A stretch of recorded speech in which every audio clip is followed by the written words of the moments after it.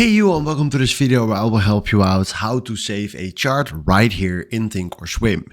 And if you want to do this, first of all, we go to the chart and you can go to the chart right here from monitor to charts, and then you will find right here the chart.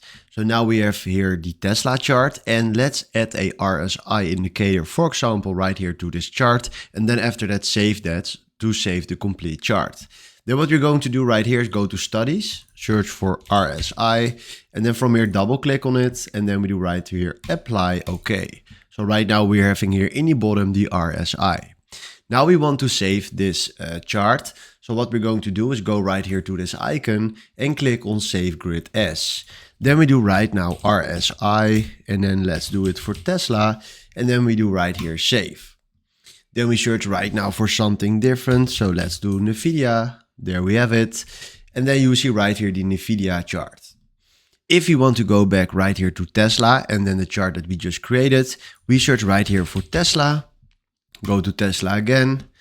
Then what we're going to do right here is remove this indicator, for example. And then if we select right here this icon and we do RSI Tesla and we do OK, there we have it, or RSI back. And this is how you can save the chart right here in ThinkorSwim. So hopefully this was exactly the video I was looking for. Thanks for watching and have a wonderful day. Ciao.